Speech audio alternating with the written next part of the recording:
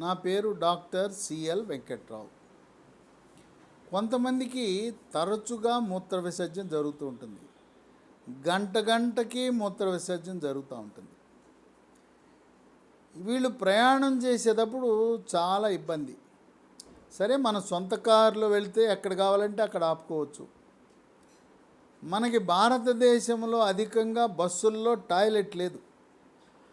అదే పాశ్చాత్య దేశాలు, అమెరికాలో ప్రతి బస్సులో కూడా లోపలే టాయిలెట్ ఉంటుంది.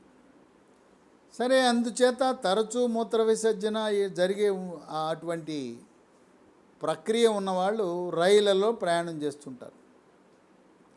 వివిధ కారణాల వల్ల తరచుగా మూత్ర విసర్జన జరుగుతూ ఉంటుంది. చలికాలం, వర్షాకాలం. వర్షాకాలము, చలికాలంలో సహజసిద్ధంగా వేసవి కాలం కంటే కూడా ఎక్కువసార్లు మూత్ర విసర్జన జరుగుతుంది. ఇక మనం కాఫీ టీ తాగిన 1 గంట లోపల మూత్ర విసర్జన జరుగుతూ ఉంటుంది. ఎవరైతే ప్రతి గంటకి, ప్రతి 2 గంటలకి ఎక్కువగా కాఫీ టీలు తాగితే ఆ కాఫీ టీ ప్రభావం వల్ల కూడా మూత్ర విసర్జన ఎక్కువగా జరుగుతుంటుంది.